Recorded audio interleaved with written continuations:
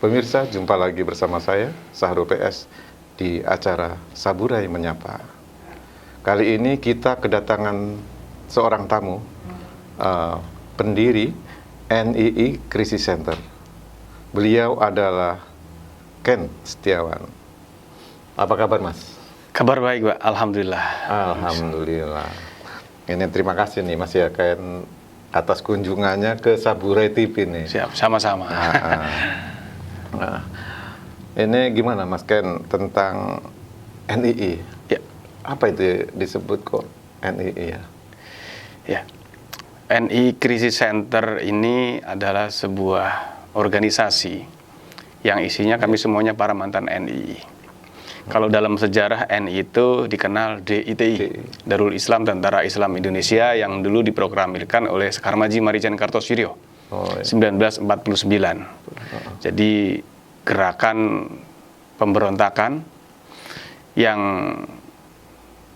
dulu sebenarnya sebagian sudah kembali kepada Negara Kesatuan Republik Indonesia, namun ada beberapa yang masih mengklaim. Di tokoh-tokohnya merasa meneruskan perjuangan Kartosoewiryo hingga hari ini. Jadi ideologi itu memang tidak akan pernah mati. Dia akan berkembang mengikuti zaman. Dan hari ini justru di era reformasi, kebebasan berpendapat, kelompok radikalisme NII, Negara Islam Indonesia ini sudah menyebar ke semua lini masyarakat. Mereka menggunakan demokrasi sebagai peluang. Mereka lewat organisasi-organisasi sosial, termasuk mereka orang-orang yang hebat sebenarnya. Namun orientasi mereka adalah mendirikan negara Islam, menggantikan Pancasila yang dianggap tauhid atau berhala. Jadi kami semuanya orang-orang yang pernah tersesat. Nah, kami bersama-sama mengkampanyekan tentang bahaya ini supaya masyarakat waspada, jangan sampai terpapar oleh paham radikalisme NII. Karena kalau bicara NII, hampir semua kelompok teroris di Indonesia itu ibu kandungnya NII. Jadi dari NII Kartosoewiryo pecah menjadi beberapa kelompok, 9 komandemen wilayah. Masing-masing komandemen pun akhirnya punya pemimpin baru. Ada yang akhirnya berubah menjadi JI, JAD, JAS, menjadi MIT, MIB. Jadi saya sebut ini ibu kandung kelompok teroris di Indonesia. Seberapa banyak itu NII yang ada di Indonesia sebetulnya? Terakhir menurut data dari anaknya Kartosoewiryo, almarhum Sarjono Kartosoewiryo, jadi anaknya Kartos yang paling bontot, itu belum lama meninggal. Menurut beliau itu ada sekitar 2 juta anggota di Indonesia. Ya, angkanya cukup besar sih. Jadi mereka berencana untuk menggulingkan Negara Kesatuan Republik Indonesia karena dianggap Indonesia itu sumber hukumnya bukan hukum Islam. Jadi mereka harus ganti dengan negara Islam. Atau sekarang juga ada yang sebagian kelompok NII metamorfosa dengan kelompok khilafah. Jadi satu-satunya solusi atas permasalahan di Indonesia itu harus diganti sistem hukumnya dengan negara Islam atau khilafah menurut mereka. Menurut mereka itu sekitar tahun berapa itu, Mas? Kira-kira? Belum lama meninggal. Putranya beliau meninggal belum lama. Bahkan yang Tahmid sekarang putranya beliau juga masih hidup. Mereka masih juga gencar mengadakan perekrutan. Jadi segmentasinya ada kalangan pelajar, mahasiswa, ada kalangan buruh, ada kalangan bahkan kalangan pejabat. Kelompok-kelompok ini bahkan sekarang masuk di kalangan ASN, TNI, Polri juga mereka sudah menyusupkan. Kalau seperti itu kan kita mungkin agak ini juga ya, waspada seenggak-enggaknya ya. Kalau umpamanya masuk ke ASN, karena dapat mempengaruhi biasanya ya. Karena memang mereka sugestinya adalah bicara tentang syariat Islam. Makanya ketika kira-kira berapa persen itu larinya ke ASN kalau umpamanya? Sudah banyak. Beberapa survei itu ada sekitar 18%. Bahkan di TNI menurut Panglima yang terpapar radikal itu 3%. Polri juga sudah banyak. Fenomena-fenomena NII yang sekarang juga bergabung menjadi kelompok transnasional, ada Salafi, Wahabi, ini juga cukup banyak.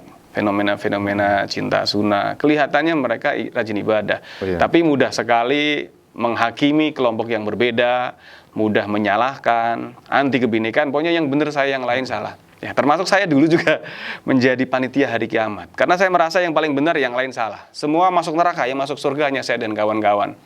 Jadi dunia itu sempit. Mungkin begini, Mas Ken ya, sebagai orang yang pernah terpapar umpamanya ya, radikalisme, itu seenggak-enggaknya bahkan menjadi perekrut terbaik, itu bagaimana itu? Awalnya kok bisa terpapar seperti itu apakah tidak melihat dulu seperti seenggak-enggaknya apakah ini membahayakan bagi negara atau tidak, atau gimana? Saya terpapar karena dulu itu pertama kali di Jakarta. Saya ketemu dengan teman-teman yang saya anggap luar biasa karena saya dihadapkan pada teman-teman yang pintar dialog, argumentasi, dan selalu disugesti menggunakan kitab suci, ayat-ayat. Jadi banyak pertanyaan-pertanyaan jebakan misalnya. Bagus mana ciptaan manusia dengan ciptaan Allah? Pasti balang jawabannya ciptaan Allah. Bagus mana Quran dengan Pancasila? Pasti bagus Quran. Bagus mana pemimpin kita dengan Rasulullah? Yang jomblang. Nah, kita harus memilih. Nah, kalau hari ini tanya begitu, kita jawab dengan benar. Milih Quran atau Pancasila? Milih dua-duanya, karena menjalankan Pancasila tidak bertentangan dengan agama. Nah, dulu karena tidak ada pilihan, hitam putih, benar salah, beriman kafir. Berarti kalau kamu milih Pancasila berarti kamu tauhid, kamu sudah bertentangan dengan Quran. Nah, ini yang terjadi. Banyak teman-teman yang terpapar, ya termasuk saya dulu karena belajar dengan guru yang salah. Ketika sudah belajar dengan guru yang salah, dengan tafsir yang salah, akhirnya mengikuti. Karena sejatinya kalau menurut saya hari ini kan kita ini penganut tafsir-tafsir. Ya. Kalau tafsir yang kita ikuti melenceng, ya kita akan konsep jihadnya pun juga melenceng. Jadi dulu merasa dunia ini pokoknya sempit. Yang benar saya, yang lain salah semuanya. Waduh. Jadi kita mudah sekali menghakimi orang lain yang berbeda. Jangankan yang beda agama, yang seagama pun kalau belum berbayat dalam kelompok kita, ya kita kafirkan juga. Oh iya. Kemudian kalau dulu itu kan mungkin semua orang kan dikafirkan menurut informasi ya. Sekarang kan kok bisa berdamai dengan artinya orang-orang yang berbeda sekarang gitu. Yeah. Nah itu gimana itu, Mas Ken? Ya dulu belajar dengan guru yang salah. Alhamdulillah sekarang belajar dengan guru yang benar, menyadari ternyata begitu kita keluar, kita bukan siapa-siapa dan bukan apa-apa. Lalu kita dipertemukan dengan sahabat yang berbeda. Ternyata ketika kita sampaikan, di antara kita nggak ada persoalan. Kita selama ini ternyata kurang duduk bersama, kurang lita'arofu, kurang mengenal. Jadi ketika saya sampaikan, ternyata Tuhan kita sejatinya sama. Saya katakan orang Hindu. Orang Hindu Tuhannya ada berapa? Kan 3, menyekutukan Allah. Tuhan kami 1, Mas Ken, Sang Hyang Widi. Yang 3 itu adalah sifat Tuhan. Jadi kalau dalam Islam ada wujud, kidam, bako, dan ternyata kata mereka, Tuhan orang Islam sebenarnya lebih banyak. Namanya banyak. Kalau Tuhan di dunia cuma 1. Begitu juga orang yang Kristen, orang yang Yahudi, orang-orang termasuk Konghucu yang Buddha. Ternyata Tuhannya sama, hanya namanya berbeda-beda. Jadi saya dikenalkan dengan Pancasila, dengan tokoh-tokoh senior, para alumni Afghanistan, para mantan teroris, bahwa ternyata Pancasila itu luar biasa. Pancasila bukan tauhid, Pancasila bukan berhala. Pancasila adalah produk tokoh bangsa yang berlian. Karena dalam sila pertama sudah dikatakan itu adalah konsep tauhid, dan di masing-masing agama ternyata sepakat. Ternyata ketuhanan yang Maha Esa, Tuhan di dunia hanya 1. Jadi konsep yang dibangun dalam Pancasila itu menarik sekali. Bhinneka Tunggal Ika. Perbedaan ini menjadi anugerah, menjadi alat lita'arofu untuk kita saling mengenal. Ketika berbicara perbedaan, ya udah, kita kembali kepada sila pertama. Wong Tuhan kita sama. Ibarat kita menempuh perjalanan. Betul. Boleh yang lewat pesawat silahkan, yang pakai laut boleh, yang pakai darat boleh. Yang penting tujuan kita sama.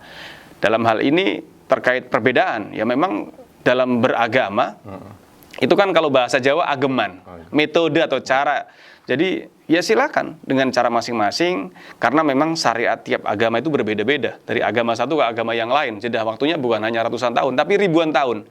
Otomatis cara berdoanya berbeda, otomatis peradabannya berbeda. Ya sudah, kita saling menghormati. Seperti handphone lah, orang ketika pakai tolat-tulit, maka Android, fungsinya utama sama buat nelpon, cuman memang fiturnya berbeda lah. Disinilah kita perbedaan menjadi lengkap. Yang penting jangan diungkapkan dalam sikap membenci. Ini yang terjadi selama ini.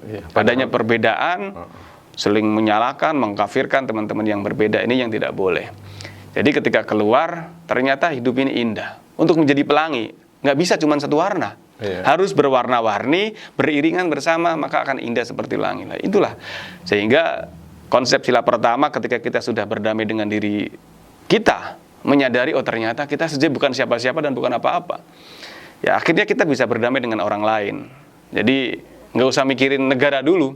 Betul. Pikir paling nggak kita sudah bisa berdamai dengan lingkungan. Ada teman-teman kita dari tetangga yang Nasrani, Hindu, Buddha, kita bisa hidup berdampingan, kita bisa harmoni. Lah itulah bonusnya ketika sudah sila pertama kita dapatkan, sila kedua kita dapatkan otomatis kemanusiaan. Kita bisa memanusiakan manusia, adil dan beradab, adil terhadap diri dan terhadap orang lain. Beradab, punya akhlak. Nah selama ini banyak teman-teman yang beragama nggak punya akhlak. Akhlak terhadap saudara, terhadap lingkungan, akhlak kepada negara.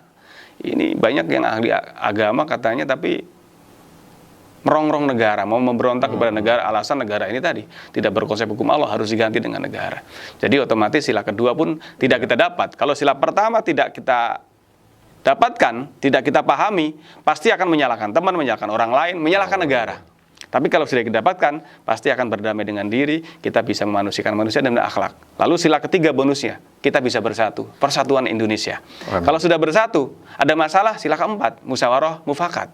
Kalau sudah kita dapatkan 4 ini, bonusnya sila kelima, keadilan sosial bagi seluruh rakyat Indonesia. Ya kita memang pahami. Jadi banyak juga pejabat-pejabat negara kita yang kata Pancasilais masih korupsi. Ya mungkin belum mengaplikasikan sila Pancasila tadi. Padahal Pancasila kan keren sekali. Jadi ketika keluar, ternyata kita senang punya saudara yang banyak. Dulu kan semua kita kafirkan, nggak punya kawan. Sekarang punya kawan di mana-mana. Amin. Alhamdulillah, Mas Ken. Mungkin begini, Mas Ken. Sebelum kita lanjut mengenai masalah jaringan radikal yang ada di Indonesia, kita saksikan berikut ini.